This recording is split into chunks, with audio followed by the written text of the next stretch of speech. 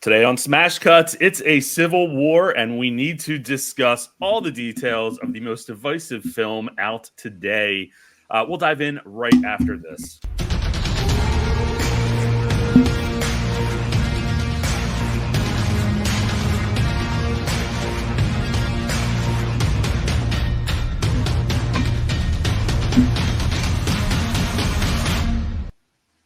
Welcome to episode 178 of Smash Cutz. I am Joe, guy at the movies, and we today are joined by Jimmy from MovieDeathBlows. Jimmy, how are you? Good. How are you, Joe? Thanks for having me on. Absolutely. Long time no see. I know, right? It's only been 4 days. 4 days? I don't even remember what the Ministry of Gentlemanly Warfare. I'm like, what was the last movie? Yes, that one. You didn't make it down for any of the Springfest stuff, did you? No. Having a 3-year-old kind of hinders my ability to do things at all times. People and your kids. Yeah, well, my wife only gives me like a certain leeway of days I'm allowed to be at the movies or anything. All right, so before we get started and dive into talking Civil War and a bunch of other stuff, I have to ask you, what is the background or the genesis of MovieDeathBlows? Where did that come from?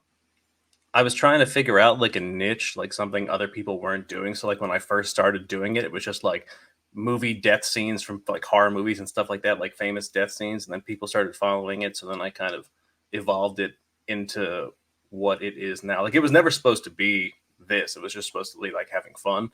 But then like Death Blow itself is from Seinfeld. It's the episode when Jerry and Kramer and the guy Brody or whatever, when Jerry's a bootlegger, you go get him Death Blow. That's the only thing I could come up with at the time. I was like, all right, we'll just go with that. So then it's caught on for the last 10 years.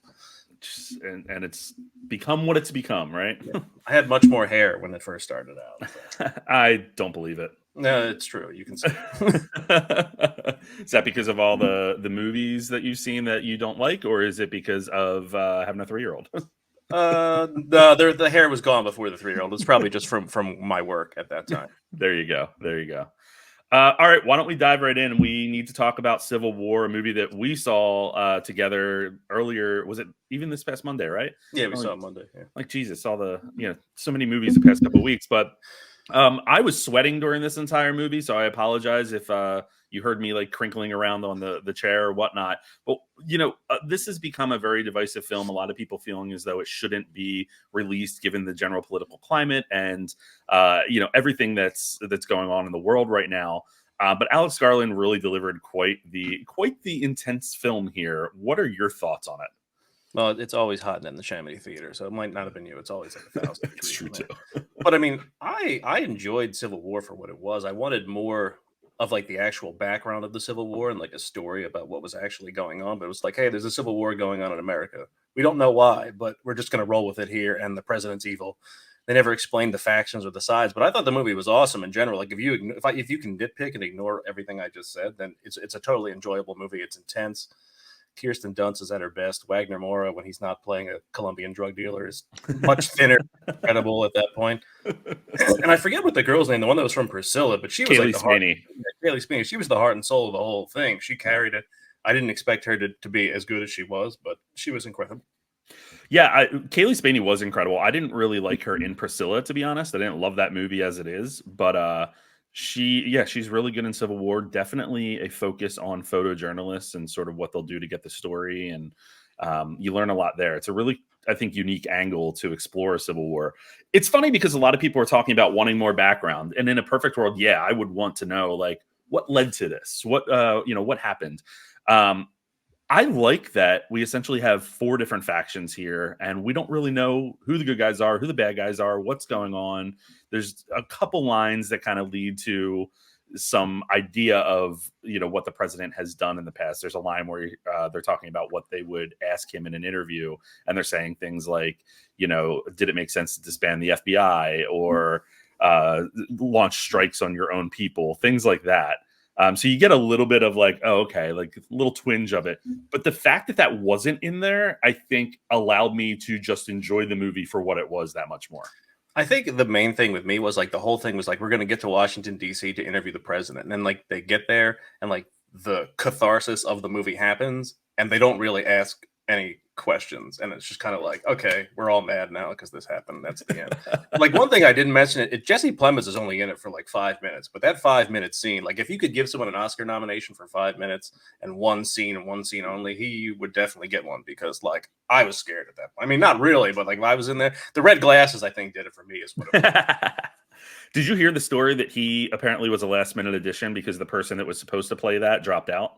I did. Do we know who the person? I had not heard that. Do you know who the person was? I don't. I was reading something last night, and I don't know that they named the individual, but Kirsten Dunst was like, "You want me to get Jesse?" It's like he's not doing anything. But yeah, you're right. That scene, that's a good 10-minute scene, and that was really on the edge of your seat with that one. But again, if you don't ask any questions about the scene, it's fine. But like, why is like? It's just there, and it's like we don't know what side this person's on. And like that's the whole point of the movie. Like nobody's on anybody else's side. It's just about like, you know, people are shooting at us and we need to kill them, because there's that one scene with the snipers before that where they're like, he's like, does it matter? Like they're shooting at us, we're shooting back at them. Which pretty much defines the movie. And I think ultimately it's just a movie that highlights the horrors of warfare, and especially modern warfare, and how terrifying it can be. You know, the US is usually, we kind of are in our own little bubble when it comes to this, but there's so many areas of the world that have been dealing with infighting like this for quite a long time. You know, a lot of people asking the question, as I mentioned earlier, should we be showing this on screen? Should this be something that, you know, we should even put out into the ethos? But I think the fact that it doesn't take sides and it really does just more so show warfare in general, it makes it a little bit more of a responsible movie. Yeah, I mean, that's what I said in my review. I was like, look, I mean, war is brutal at that point. Like, it's, you know, we have all these rules about war crimes and what you can and can't do, but when you're on the ground in the heart of it, that stuff doesn't matter for the people that are actually participating in it. And like you were saying, like, we're in a bubble over here. There's a great line from Street Fighter that Raul Julia's character has. He's just like, you know, for you, the most important day is when, you know, I came to your village, and for me, it was a Tuesday. It didn't really matter to me. It's just a everyday occurrence to me. So. Yeah. It's definitely wild to see. I think, was it you that was saying it afterwards, that like you don't always see your own people like blowing up stuff in DC, but it's usually you see aliens and stuff. Yeah, I mean, you think like, you know, when your monuments get blown up, it's, you know, tidal waves or disasters or Independence Day, and you're not used to Americans taking out the Washington Monument and the White House and the Lincoln Memorial and stuff like that. That's not something you're used. It's always an invading army. Olympus has fallen, but not from yourself, from terrorists or something like that. Yeah. Absolutely. Kirsten Dunst, you mentioned it earlier on. She's someone that has just been having some wild performances in some of the movies that she's been in lately. Thinking back to The Power of a Dog a few years ago, which I didn't really care for, but she was great. Yeah. Yeah, I did not like that movie at all. I didn't care for it either, and I never saw The Beguiled or anything like that. But like, she's had like kind of a renaissance with this movie. I think this is going to really, I don't know, skyrocket her into the stratosphere. But you know, she's older now, but like she's definitely going to get roles off this, and we all want to see her come back as Mary Jane in Spider-Man, even if she doesn't at that point. And I think we all want to see her continuing to be on the interview circuit, because some of the things that she's saying are wild. Yeah, like you have two different spectrums. You had like Dakota Johnson on the Madam Web, where she just didn't care at all and was just like talking about nonsense, and then Kirsten Dunst, who's just phenomenal at it. What was her, when they asked her if she would return to a Marvel movie or to a superhero movie? She said, "Yeah, I have kids to feed. And they pay well. I'm married. I'm older now. I need the money." Yeah, she's great. I ultimately agree with you in terms of the entire cast just being phenomenal here. I think I'm gonna forget his name, but the older journalist who's in absolutely everything. Stephen McKinley Henderson. Yes, he was even wonderful in the role that he had within this. And then I think they were interviewing Alex Garland. They were asking him about it, and he's like, "They cut him out of fucking Dune. That's ridiculous." Saw that. I was like, "Yeah, definitely." I was like, "He's like, how do you leave him on the cutting room floor?" Where does this sit for you in terms of Alex Garland films? I'm up and down with what Alex makes. So like when Annihilation came out, like I was super pumped to see that, and then I was super disappointed when I saw the finished product. I guess I was just expecting something else. But like Ex Machina is great. Men I didn't care for, and it's just like I think I like him more as a writer than I do as a director. But I thought this was his strongest directing outside of Ex Machina at that point. He has a really unique way of making moviegoers uncomfortable in all of his films, and I think Men definitely did that in a number of ways, and then especially at the end where it was just like, what the hell is happening? And I think that's really, that's unique. That's something that I don't necessarily love in the moment, but thinking back to it, I'm like, wow, like, what an experience that hour and 45, hour 50 minutes was. I think he just thrives better in the sci-fi kind of horror genre, like as a writer when you're thinking about 28 Days Later and Dread and even Sunshine, which is probably the most underrated sci-fi movie of the last Oh 25 years, yeah, something like Chris that. Evans, right? It's Chris Evans, it's Academy Award winner Cillian Murphy, it's Michelle Yeoh who won an Academy Award. It's like half the Marvel universe. Like Benedict Wong is in it, the guy from Shogun whose name I can't pronounce is in it, Rose Byrne is in it. Everybody's in it. Wow. Yeah, I forgot about that movie. And I'm leaving out so many other people. Like what's Mark Strong is in it. Cliff Curtis is in it. It's a stat cast that nobody talks about enough. But Danny Boyle and Alice Garland did a tremendous job with it.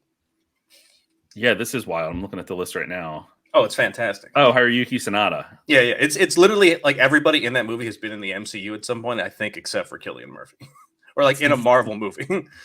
That's so funny. Wow, what a cast! That movie, I remember seeing it and not really loving it in the moment, but it's one I would want to revisit, I think. I was working at Blockbuster when it came out. That's the only reason, because like it didn't have a big theatrical release. The only reason I knew about it is because we had it there and I had rented it. I was like, this is all. Like me and my brother are big fans of Event Horizon and like the space horror genre. So like when you see something like that, and like it's not supposed to be a horror movie, but like the second act is just like, well, who's this other person on the ship and where did they come from? So wild. All right, why don't we switch gears here? We're going to dive into talking a little bit of Marvel. We got some Marvel news this week, or at least some further insight into some of the projects that are coming up. But we also heard from Robert Downey Jr. as he's doing the interviews for his new show, The Sympathizer, where he said that he would happily return as Tony Stark or / Iron Man, that it's too integral to his DNA, and we should never bet against Kevin Feige. As a general question, the Avengers whom stories we've wrapped up, do you want to see them back in some fashion, or are you done with them? I mean, I'm always there for Tony Stark's Iron Man. He's the first one. Like again, this is another movie that came out when I was working at Blockbuster. The movie we played the most at Blockbuster were The Dark Knight and Iron Man that same summer when they came out. So like Robert as Tony was a revelation to me because of his past and what he'd been going through. And like everybody thought he was down and out, and he came back and he just blew your mind with this performance. So his solo movies since the first one have not been, great. Like Iron Man 2 or 3, I'm not huge fans of, but the first one, if they could ever recapture that and do something different with it, I think it would be fantastic. Yeah, he said that role chose me, which I think is pretty cool. I can't think of anybody else ever playing it. Can't compute in my mind. Like he is Tony Stark. The article in the Hollywood Reporter is theorizing like how they could have him return if he was going to, but cautioning that anything post Endgame would be cheapening the Endgame story and the stakes of Endgame, but looking at whether or not they would do a prequel, like another Iron Man prequel type story, and de-age him a little bit. I mean, I think you could do that, or you could do, we're the multiverse saga or whatever it is. You can go into a different universe. You have a superior Iron Man story. You could tell where Tony Stark is kind of like an evil version of Iron Man, or he could come back as a life model decoy, an LMD from Agents of S.H.I.E.L.D. It could be, a robot that they brought back at that point. Well, you're getting all nerdy right away. I try to keep it to a minimum. He does make an LMD reference in one of the movies. I forget which one it is. Like this is a life model decoy of Tony Stark, but like, yeah. So before we dive into a lot of other stuff, though, since we are getting nerdy, so I was talking to a friend last night, and he was theorizing kind of where we're going with Marvel, and it got me excited for the first time in a while because I actually buy into it. And I wonder your thoughts on this, and I'm going to butcher some of it, and you'll know more here, given that you're wearing an X-Men shirt right now. X-Men for those that are 97. listening, X-Men 97. So he was talking about how the future of Marvel, what we're going to see in the next year or so, is incursions. That we have the X-Men universe that's being set up, whether that's the X-Men universe that we saw at the end of the Marvels, and the X-Men 97 universe, which seems to be playing into the overall Marvel Cinematic Universe with what people believe was the Watcher this past week and all that stuff. So you have those two happening. Then you have the Fantastic Four story coming, which is set in another universe. Different universe. So at some point they're going to come over. And that's likely, it's going to be essentially a prequel story, if you will, like an older story. I'm wondering if we're going to learn more about the incursions in Deadpool and Wolverine, and that's kind of going to be the main thing. And ultimately probably get a reference to the Fantastic Four, which will then set up that movie. What are your thoughts on all that? Is that how they're going to kind of pull this together? I think Deadpool Wolverine is going to be more of what we all thought Doctor Strange and the Multiverse of Madness was going to be. Like, instead of seeing just like one random universe, we're going to see the X-Men universe. We might see the old Fantastic Four cast from the early 2000s in that Fox universe and stuff like that. But I really think Deadpool Wolverine's going to reset everything going forward for what we're going to see. And like you said, Fantastic Four is supposed to take place, I think, in like the 70s in an alternate universe. We're probably going to see Galactus. We're going to see Julia Gardner as the female version of the Silver Surfer. So like my theory is basically Galactus eats that Fantastic Four universe and they make an incursion over into our, Earth 616, whatever the Earth they're talking about is. Don't whatever it. You know exactly what it is. It's 616. Yes, Earth 616. Sorry, I have to make it seem like I'm not a total dweeb when it comes to this stuff. But like, I mean, from what we've all been talking about Deadpool Wolverine, everybody's got theories about what it's going to be, who's going to show up in it. There's going to be an alternate version of Deadpool, and stuff like that. There's going to be a Deadpool dog. So it's all going to be absolutely insane when we see Hugh and Ryan put this thing together. Yeah, I'm really fascinated to see kind of where they go with it. And I was thinking in terms of X-Men 97. X-Men 97 ends before Deadpool. But they're also doing another series or another season of X-Men 97, aren't they? Yeah, they already renewed it for season 2. So I'm wondering how that's all going to factor in. But it got me excited for the first time in a while because now you're starting to see pieces come together that makes sense, and it's not just random theorizing, like when is Mephisto coming? But everything post Endgame has been so confusing outside of No Way Home, just because it's like we still have no payoffs from Shang-Chi from that post credit scene. It's like it's Bruce Banner and it's Captain Marvel, and it's like, oh, what's making this noise, drawing the rings towards us? That was like 4 years ago. I still have no idea what it is. No one's told me anything, and like they've never done that much of a build up. So I kind of think they were kind of confused about what they were going to do at a certain point, and then. Everyone not liking the Marvels, but I did. So it was like, we can't do this anymore. So it was like, it's been confusing with what their plan has been. It's been incoherent to say the least, in my opinion. Did you like Eternals? I liked it, but like I liked it the second and third time I saw it better than when I saw it the first time, because I don't know what I was expecting to walk into. But like Richard Madden as Icarus, I think we all know he's going to return at some point. Oh, absolutely. Going to kill him. And, you still have the Kit Harington payoff that he's going to be Black Knight. And like, again, that's another post-credit scene with no payoff because Blade is a disaster. Nobody knows. Like, Mahershala Ali's voice is in it at the end, but what is he doing? We have no idea because we haven't seen him. It's been 3 years now. And no one knew that it was Mahershala Ali's voice until they went and researched it after. Yeah. Like, wait, I came home and I read it as a post-credit scene. It's like, that's Mahershala Ali's voice. I'm like, he said one word. He's like, hey, whatever. And I was like, okay. Yo. Yeah. Hey, Dane. Yeah. Like the end of Eternals is actually like a horror movie for me at the end. Like when a Rasham shows up and just grabs them, I was like, oh shit. Yeah, a little wild. But that's even a major setup for like a sequel that we'll never see probably, but I'm sure they'll try to shoehorn those characters in elsewhere. I liked Eternals is one of my favorite Marvel movies, quite honestly. And I would love to see a little bit more with those characters and allowing the actors to kind of live in them a little bit more. It had so many things that should have worked, but for whatever reason, it just didn't connect with the man. Like, I don't know how you have Angelina Jolie, Richard Madden, Kit Harington, Gemma Chan, like all these people. And it's just like, nah, we're kind of bored at that point. Like even Makari and Fastos, Brian Tyree Henry is great. Yeah. I mean, who else? Brian Tyree Henry, Barry Keoghan. Yeah. Like, there was a shit ton of people in this movie that were great. I can't pronounce Barry's last name, so I just call him Druig, and Druig sucks. And that's the other Kamal. I forget what his actual name is in real life. Kamal Nanjiani. Yeah, I can't pronounce his name either. That's 3 names you've said that you couldn't pronounce today so far, and we're only 20 minutes in, so things are going well. Barry Keoghan. I said Barry Keoghan in a video after Saltburn on TikTok, and I got like blasted for it. So I'll never make that mistake again. He was in Masters of the Air for like 3 episodes, and he did the worst version of a New York accent I've ever heard in my entire life. I was like, what was that? So we got other Marvel news this week at CinemaCon, and basically there was a clip shown of the upcoming Captain America film, Brave New World, where Sam Wilson's taking on the character of Captain America, and he is in an interaction with Harrison Ford's Thaddeus Ross, probably the Red Hulk, and he's tasked with assembling a new Avengers team. On a scale of 1 to 5, what's your excitement for this movie? I mean, look, I'm a huge fan of Harrison Ford. Like, he's the reason, like, why I think him and Michael Keaton were the reason I grew up and started to love movies from Indiana Jones, Han Solo to Batman. But like the fact that they got him to do this to replace someone like William Hurt, who was great as Ross, who'd been playing it for so many years, is fun for me. Obviously, Harron's not going to have a mustache. He already like that's already referenced in the stuff we've heard come out of CinemaCon, where he's like, I heard you. I forget what he said, but it's basically like you look different. He's like, well, they told me to shave it, or I wouldn't be president, or something like that.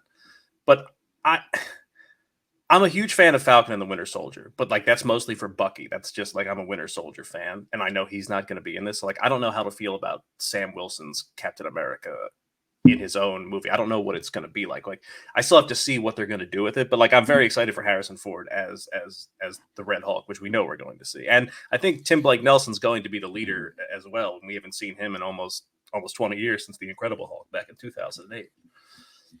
And apparently, what's her name is back for like three minutes or something. Liv Tyler. Yeah, Betty, who I just about called Betsy Ross. So things are going really well here. And we were talking about WrestleMania earlier. I know Seth Rollins has a small role in this movie, and Rose Salazar, who has the greatest eyes in the history of eyes, is going to be in this movie as well. Wasn't Seth Rollins rumored to be part of what's the group within the movie? It's some kind of like Legion of something or other. I can't remember. It's like the leader. I can't think of it right now. I had read somewhere that people believe that got cut from the film.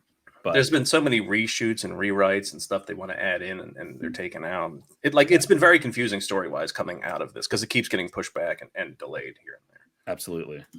It looks like, well, that I just Googled it to look what's going on. And the last article I see is, did Marvel delete Seth Rollins' role? So we'll see what happens with that. One thing I am excited to see, like if you watched Falcon and the Winter Soldier, they do talk about Isaiah Bradley, who was like a super soldier after Captain America. Like I know Carl Lumbly is going to be in this movie as Isaiah Bradley, and that's something I want to see. I want to see flashbacks to him just taking on the Winter Soldier in like the 60s and the 70s and stuff like that. I'm hoping that this is one of those that is like the dark horse that people aren't really betting high on, and it ends up being one of the better Marvel movies to really kind of reignite the passion. I mean, that's what Guardians of the Galaxy was. Nobody had any idea what that was, and then it came out and blew people's mind. Very true, except for the second one, which I did not care for. We also got a little bit of a tease of Thunderbolts, and the biggest thing is that the title is confirmed to have an asterisk at the end. Now, I did a lot of super sleuthing on this, and my buddy last night was filling me in on some of it as well. What's your theory on that? Do you have one? I think it's probably... I mean, my theory is it's kind of like a wink to the Suicide Squad. Like the Thunderbolts is going to have many iterations of it at that point. Like, is this the actual like version we're going to get for future movies, or it's just like this is what we get for right now, and we'll see who comes back and how it goes. But it could also be like just like a wink to the audience at that point. Like maybe this is happening somewhere else. I'm not sure how to think of it at that point. The popular theory going around is that this will be linked to the Dark Avengers, because in the comics, a lot of the Dark Avengers are formed by a number of the Thunderbolts included. And someone even put, they retweeted the announcement of the title and said, quote, "So what now? We are Thunderbolts no more? Are we like some kind of Dark Avengers then?" Scene. Which I think that makes a little bit of sense that they could go that route. I don't know. I'm confused about what they're going to, especially with like Wyatt Russell's John Walker's character. Like, is anyone even going to remember him from Falcon and the Winter Soldier? Like, I mean, obviously we will, but it's just like they're adding like the least popular of like, bad guys that I kind of like. Like, again, I'm a huge Sebastian Stan Winter Soldier fan, so I'm going to see everything he's ever in. But like, I just don't know how well it's going to do with the story they're going to tell. Like, is it going to be a separate story? Is it going to connect to anything in the future? I just don't know. I feel like it'd be better doing a standalone version of it, just like their own missions. I'm ready for Julia Louis-Dreyfus to finally take flight in this as Countess Valentina Allegra de Fontaine, because I love her. And I've just been waiting for that character to really take off.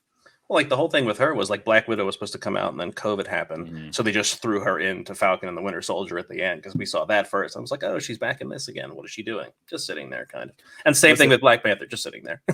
That reveal though, when they're showing her walking in Falcon and Winter Soldier, and then they reveal it was her, I think I like audibly screamed because I didn't know it was coming. I was so pumped. I was like, yes, Veep.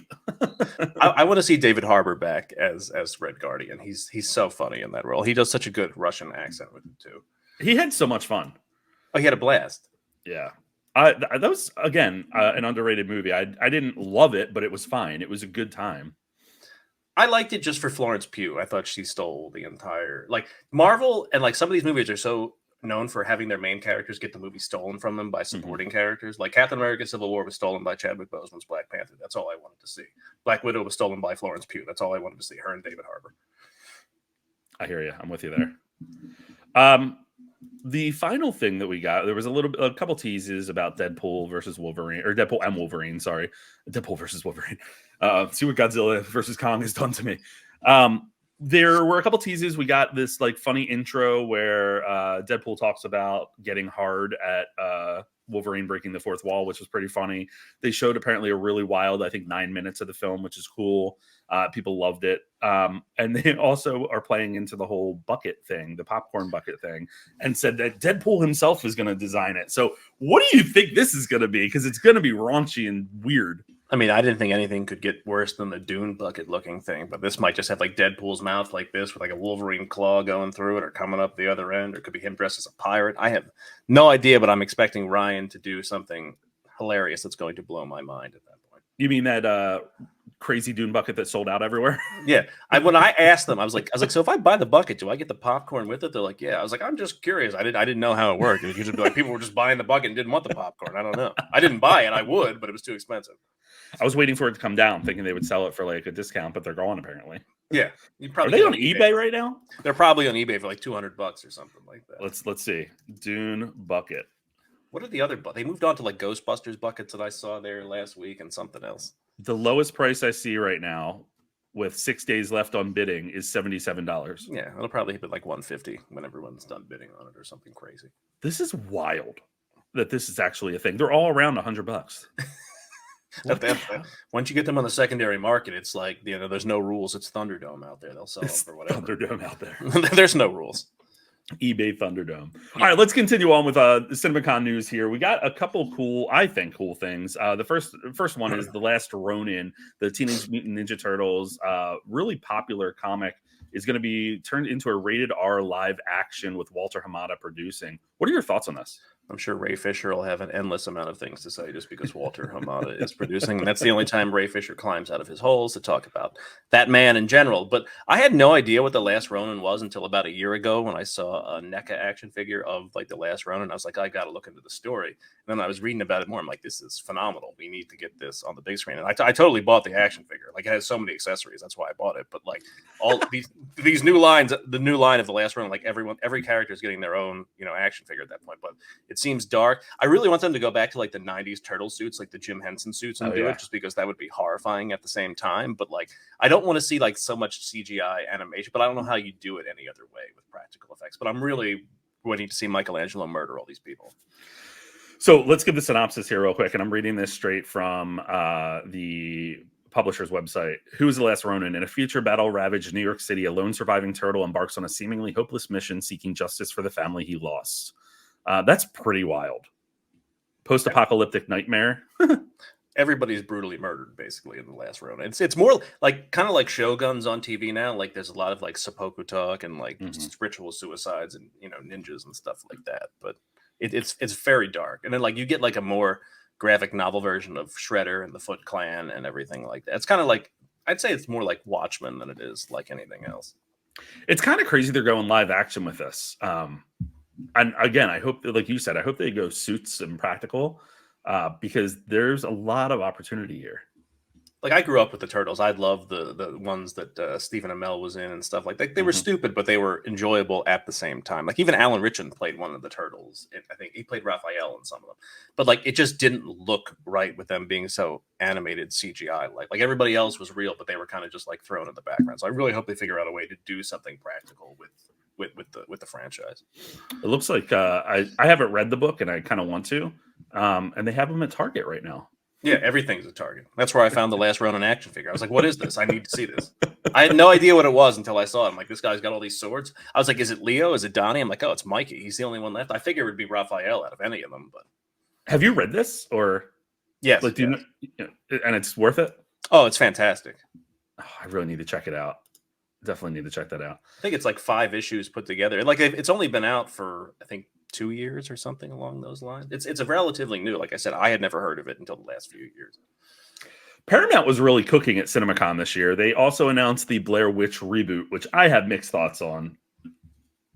I mean, I don't think you could ever recapture what they did the first time around. Like that was like when it first came out in like 99 or 98, we were like, is this real? Like, did these people actually die at the hands of this witch? And then they did like the second one, The Book of Secrets, which is one of the worst movies I've ever seen in my entire life. It was just about like sexual witch orgies at one point, which I have no idea what they're going to do with this. I just don't know how you recapture the spirit of what the Blair Witch was in 1999.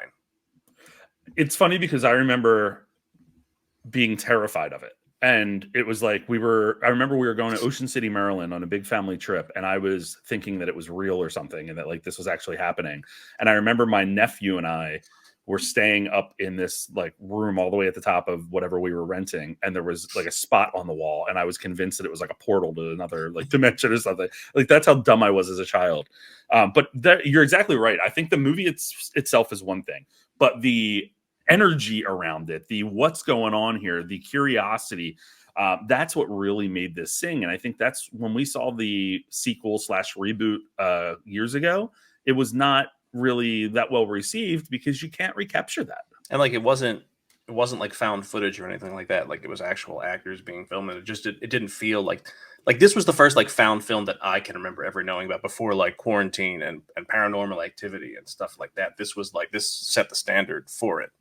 And like that scene at the end where they come down into the house, he's just looking at the wall. You're like, well, these people are all going to die now. And then like they actually revealed the filmmakers weren't dead. We were like, oh, thank God, they're still alive. I think they came out like the MTV Movie Awards. Everyone's like, okay, all right, they're not dead. Got it. Right. It's a very immersive experience. one of the directors, I think Eduardo Sanchez is like the co-director. He did this movie like 10 years ago called Exist. It's like a Bigfoot movie where they like found footage in there. Nobody's ever seen it, but it's great. So if you've ever gotten a chance to see Exist, it's a really cool Bigfoot found footage horror movie. Really? Yeah. I think it came out like 2014. Okay. Huh. It's called Exists. Yeah, I think it's 2014 something. Oh yeah, 2014. Huh. Nobody's seen it. It made like $8. I saw friends who venture into the remote Texas woods for a party weekend find themselves stalked by Bigfoot. It's like a cabin fever Bigfoot movie. That's the way I call it. Kind of into that. I'm going to see if it's on streaming somewhere. Oh, it's on Tubi for free. I was going to say it should be. It only made like $7 at the box office. $7 at the box office. Has a 36% on Rotten Tomatoes. So that's great. Okay, I'll definitely check that out. The last thing that was shared at CinemaCon that we're going to discuss at least was that tease at the end of Transformers Rise of the Beast, where G.I. Joe was revealed to be involved, is going to be delivered on in a Transformers and G.I. Joe crossover, executive produced by Steven Spielberg.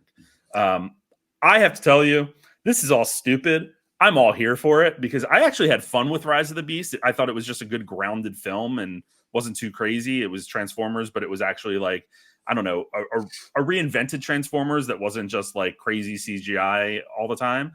Actually had an interesting story, and I liked this reveal at the end because I had no idea that was happening. The fact that they took this long to put these two IPs together, like Hasbro owns them both, and like it was so, like I'm a kid of the 80s, so G.I. Joes and Transformers is what I know. And Rise of the Beast, when it came to Beast Wars, was the first Transformers I actually got to see on TV that I remember seeing, because like all the other Transformers ones were just reruns and movies from the 80s at that point. But like, you know, Yo Joe, I still have that song in my head. The 1986 movie is the great. I really hope they use that theme song. I know they won't, but it's gonna be fantastic. It doesn't even like, I'm a huge fan of G.I. Joe, Retaliation, and Rise of Cobra. Like they're stupid, fun, awesome movies. Even if Channing Tatum hated being in both of them. Well, the second one for like 9 seconds, but you're right. And I think a lot of people don't realize that this was an actual, like, if you're not familiar with the comics, then people are looking at this saying that doesn't make sense. Why are you putting them together? Hasbro, or, you know, Paramount's just taking advantage of Hasbro here and having the properties and whatever. There is a comic run that people are very big on with Transformers and G.I. Joe. So there's a lot of opportunity here. And it seems like Anthony Ramos is going to play a big role in moving forward. I really hope Mirage comes back. I'm not a big Pete Davidson guy, but I was a huge fan of him in that role as Mirage. And I really hope we get his car back. He did a great job with that. Absolute great job with that. I'm looking forward to it. it's interesting because Transformers, I think, has been kind of dying for a while. And to your point about Beast Wars, I think this was a really cool way to kind of reinvent it a little bit, even though Rise of the Beast didn't. Yes, it had the characters in there, but there's a lot missing from the, traditional Beast Wars cartoons that I would watch every morning before school. Yeah, exactly. I want to see more Rat Trap just so I could do Rat Trap. Rat Trap Maximize. That was my favorite. Yeah, I remember my dad and I used to watch that every morning before I went to school. He was like a very nervous New York Jewish Maximal, and it was hilarious. Oh my God, I love it. All right, Jimmy, we play a game here called Smash Cutz. Ready? Smash Cutz. Yes. The creepy Smash Cutz. What we're going to do is I'm going to give you some topics and you're going to tell me smash or pass and just a little bit about why. And the first one is for those who may be listening who don't know you, you are a WWE guy. You may or may not have worked for the company in the past. And WrestleMania was last weekend. So WrestleMania 40, smash or pass? Oh, we smash it hard. My household roots super hard for Cody and everything he does. True story. Don't tell anybody this, but I did dress up as Goldust in 6th grade for Halloween. No way. So, 100%. There's no pictures, but it actually happened. Well, oh damn! I was going to say we need to promote this podcast somehow. The Shattered Dreams is coming. No, it's not. Shattered Dreams is coming. Oh my God. Yeah, I had a really good time with it. Would you say the first night was the better one or the second night? I was a bigger fan of the second night just because, you got to see Seth come out in his Shield gear. And like the main event was awesome. And you got The Undertaker and you got The Rock and you've got all these people coming back for it. It was supposed to be Stone Cold in The Undertaker's place, but they couldn't end up making it work monetarily, which would have been great. It would have been a homage to, I think, WrestleMania 14, which was here, 1999, The Rock and Austin, that face off their first ever title match on pay-per-view. I was there. Do you think that all fell apart that day? Because the fact that Triple H tweeted at 3:16 that day was kind of like, it seemed like a Taylor Swift marketing ploy. I think it was probably just to get people to watch because everybody had so many 3:16 like things that they were saying. It was like a QAnon 3:16 at that point. Like, well, this guy beat him on this day, which was 3:16. Austin's coming back. That's the thing about WWE, though. People theorize so much about like what's going to happen, and then by the end of it, you're just pumped either way. Like I was watching it with my dad. I think I shared this with you, and he kept going, "Listen for the glass, listen for the glass," and then as soon as you hear like the bell, he just goes. I watched that whole thing even when they were rolling to the credits just because they were in the ring for so long. I was like, come on, Steve, where are you? Come out there. Come on, Steve. Oh my God.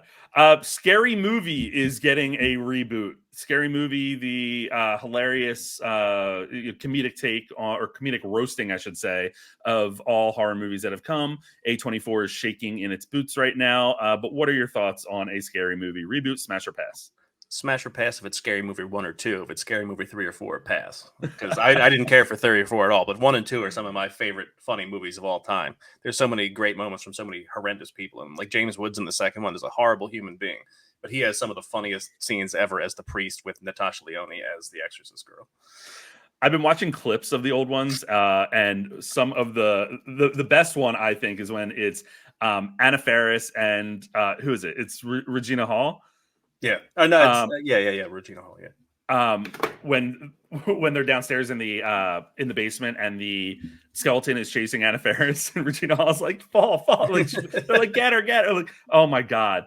It was so damn funny. All you needed to do was die, bitch. I snuck into the first Scary Movie. It came out in 2000. I think I was only like 14, but obviously you couldn't get into. I mean, you still can't, but you can. Like, so I came with a bunch of friends. We all had to sit in different places. They ended up getting thrown out. Me and my friend John ended up making it through the whole movie, and it was a fantastic experience. That's pretty funny. Monopoly is being turned into a movie, executive produced by Margot Robbie. Smash or pass? I mean, I guess smash. I mean, I don't know how to feel about a Monopoly movie. Like, I also didn't know how to feel about a Barbie movie before it came out. And now anytime it's on HBO, I have to watch it and sing I'm Just Ken because it was that good. But like, if we did just get like a Risk movie, I would smash the shit out of that. I just want Risk, the game of global domination in movie form. But not Napoleon, like a different one. I just want Life, but it would be a very depressing movie. Very, very depressing movie. AMC Cherry Hill, smash or pass? Pass, and I hope it gets shot out of our existence. If the earthquake that we had 2 weeks ago could have swallowed anything in New Jersey, I hoped it would be that theater, so we never have to go there again. That's how much. Has anyone checked in on it? No, it might. It's probably. I guess we'll know if I go to Abigail this week if it's still there. The music gets a little too loud, and you are afraid that the walls are going to crumble. They have good theaters there. They just never put us in them. They always put us in the shitty theater. Except for that time we saw the Marvels. That was the only time we were in the good theater for that. Wasn't that IMAX? Yeah, that's the only theater that's any. Everything else is just like, I sat in that theater for the last Voyage of Demeter. The whole theater was empty, and this dude sat right next to me. He's like, "Do you want me to move?" I was like, "Well, yeah. Why are you over here? The whole theater is empty." Oh my god. Last one here that I want to ask you about is there's been a lot of rumors around the Star Trek movies, and right now we got confirmation that there's a Star Trek movie in development, but there's been 2 Star Trek movies rumored for the longest time. Are you smash or pass the cast of the most recent 3 coming back for a 4th? I'd smash the cast, yeah, but I don't know how well the movie's gonna look or work. And like Anton Yelchin not being there, I think that'll be weighing on people's minds because Mr. Chekhov is a huge part of the Star Trek universe at that point. Like I don't know how you replace him or say he's off camera doing something. Leonard Nimoy is not around anymore. Like Mr. Spock has passed away. Like it's just been so long since we got the last movie. I don't know what we're going to see from the cast that would return at that point. Yeah, I'm with you. It sounds like Toby Haynes from Black Mirror is going to be the one taking on this film. If we could get like a USS Kelvin version, like the Black Mirror version of Star Trek, I think that would be super interesting. Or not the Callister episode, the one with Jesse Plemons, where they did like the VR Star Trek one. The studio confirmed, this is from Slash Film, the studio confirmed that Haynes' film will usher in the franchise's long-awaited return to theaters while apparently also functioning as a prequel to the previous Kelvin universe movies. Oh, well, that explains that. Yeah, I mean, look, the first Star Trek from 2009 is great. Into Darkness and Star Trek Beyond. I liked Into Darkness, and Beyond was better than I thought it was going to be, but I don't think they ever recaptured what they got in the first one. Yeah, I can't disagree with you there. Awesome. What are you looking forward to coming up movie-wise? Oh, this summer is going to be insane. I mean, it's definitely Deadpool, Wolverine. That's what I think most of us are looking for. I mean, we're only getting, I think, that's the only Marvel movie for this year. So I mean, that'll set the standard for me. That's all my mind is on at this point. Until we get Dune Messiah, that's all I'm thinking about. That's all I'm thinking about. Yeah, I'm really looking forward to Deadpool as well. I'm also looking forward to Abigail. Not where it's at, but excited to see it. So I love Dan Stevens, and he's insane and everything, as we just saw in Godzilla X Kong. So anything he's in, I'm automatically watching. And like we're gonna get to see Melissa Barea and what's the one girl's name that was in Lisa Frankenstein? I can't remember Catherine Newton, I think it is. Oh yeah. There are also speaking of Melissa Barrera, there's a lot of chatter online right now that there's some big Scream news about the drop that's going to that's going to divide people. And I'm wondering if they made a deal to get her back in. Somebody was saying the other day, like after they announced the Scary Movie like sequels, it's like they should just cast Melissa Barea and everyone that got fired from the other Scream movies to come in. I was like, that would be fantastic. I don't know if that's going to happen, but I don't know what they plan to do. Like Scream's just been a mess since. Well, let's not talk about why it's been a mess, but it's been a mess. We talked about that on a previous podcast. We're not getting back into that. Yeah, let's not delve into that. Jimmy, where can people find you? Oh, you can find me. I have 3 different TikTok accounts. You can find MovieDeathBlows, MovieDeathBlows with 2 S's because I've been banned so many times. But those are the big accounts that I'm on. You can find me on Twitter at MovieDeathBlows. Facebook, we just crossed the 10,000 follower mark on there. It's Movie Deaths. So I'm everywhere. Anytime you see Movie and Death Blows, you're getting me at that point. Why do you get banned so much? Well, before it was Warner Brothers, and I don't get along with them at all in the least bit. And then like they were just flagging everything that I did, and then my account had like 48,000 followers that got banned. I finally got it back. Then they limited my reach, and so that account gets like 200 views on everything. The new account that I started blew up over last summer and kind of like got back to where I was there. And I've been banned once, and that was by Disney. And then I talked to them, and obviously I'm back on it now. Disney likes me. I like them. Warner Brothers, if something terrible would happen to them, maybe somebody else can buy them at that point. I don't know. That is the opinion of Movie Deathblows and not of Guy at the Movies or the larger Smash Cutz family. Always have to figure out who you're waging war with this week. It's usually just Warner Brothers. No studio's ever treated me the way they have. Never dealt with that before. Unbelievable. Yeah. Just wild. Absolutely. I'm glad that I haven't had that happen yet. Shout out to my friends at Focus Features. I do have some news, but I don't so the Bike Riders, they acquired the Bike Riders Focus Features, and they're doing Robert Eggers' Nosferatu. I have talked to them over there, so maybe I'll get invited out to the world premiere. They don't know where they're doing it at, but I've made contact to get invited. That'd be awesome. Very, very cool. All right, sir. Thank you for hopping on. Always great chatting. I'll see you this week at screenings. If you like this episode, please make sure that you go and like and subscribe wherever you're listening or watching, whether that's on a podcast platform or on YouTube. Follow Smash Cutz Podcast on Instagram and Smash Cutz Pod on X, formerly known as Twitter. And we'll see you next week when Sean, Math Teacher Movies, returns. Later.